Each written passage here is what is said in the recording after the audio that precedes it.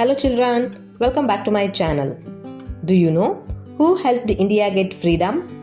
Who wore simple white clothes and always spoke the truth? Yes, he is none other than Mahatma Gandhi. Today we are going to learn a poem called October 2nd. ಅಕ್ಟೋಬರಿನ 2ನೇ ದಿನವು ಗಾಂಧಿ ಜಯಂತಿಯು ಅಂದು. ಬನ್ನಿರಿ ಎಲ್ಲರೂ ಕೂಡಿ ಹಾಡುವ ಅವರನ್ನು ನೆನಪಿಗೆ ತಂದು. ಮಕ್ಕಳೇ, ಅಕ್ಟೋಬರ್ 2ರಂದು ಗಾಂಧೀಜಿಯವರ ಹುಟ್ಟುಹಬ್ಬ. ಆ ದಿನವನ್ನು ನಾವು ಗಾಂಧಿ ಜಯಂತಿ ಎಂದು ಆಚರಿಸುತ್ತೇವೆ. ಆ ದಿನ ಎಲ್ಲರೂ ಸೇರಿ ಗಾಂಧೀಜಿಯನ್ನು ನೆನಪಿಸಿಕೊಳ್ಳೋಣ ಎಂದು ಕವಿ ಹೇಳುತ್ತಾರೆ. Children, October 2nd is Gandhiji's birthday. We celebrate this day as Gandhi Jayanti. The poet says that everyone should come together and remember Gandhiji happily.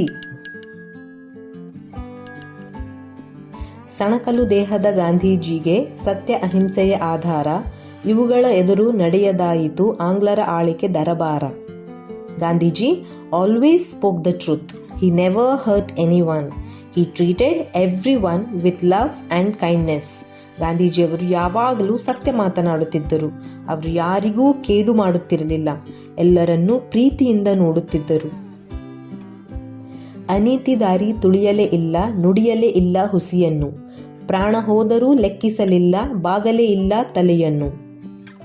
Gandhiji never followed the wrong path. He always did good things.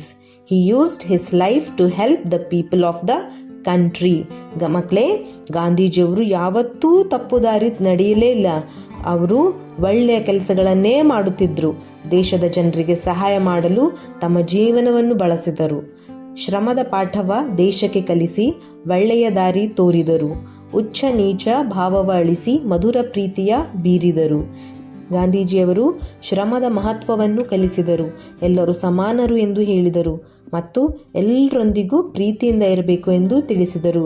Gandhiji taught the importance of hard work. He said that all people are equal.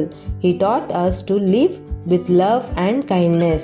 There is no great religion and no poor religion. There is no black people and white people.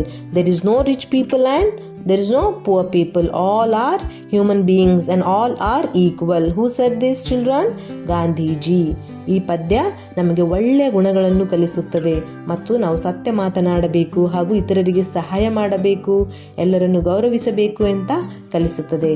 This poem teaches us good values. We should speak the truth. We should help others. We should respect everyone. ಗಾಂಧೀಜಿಯವರು ಸತ್ಯ ಮತ್ತು ಅಹಿಂಸೆಯನ್ನು ಪಾಲಿಸುತ್ತಿದ್ದರು. ಅವರು ತುಂಬಾ ಸರಳ ಜೀವನ ನಡೆಸುತ್ತಿದ್ದರು. Gandhiji followed truth and non-violence. He lived a very simple life. See how he got Mahatma in front of his name. What is the meaning of Mahatma? The Great. How he got? Because he always followed truth and non-violence. What is the meaning of non-violence, children? Not hurting someone. ಗಾಂಧೀಜಿಯವರು ನಮ್ಮ ದೇಶಕ್ಕೆ ಸ್ವಾತಂತ್ರ್ಯ ತಂದುಕೊಡಲು ಹೋರಾಟ ಮಾಡಿದರು. ಅವರು ಎಲ್ಲರನ್ನು ಪ್ರೀತಿಯಿಂದ ಒಂದಾಗಿ ಸೇರಿಸಿದರು. Gandhiji fought for India's freedom. He united people with love and peace.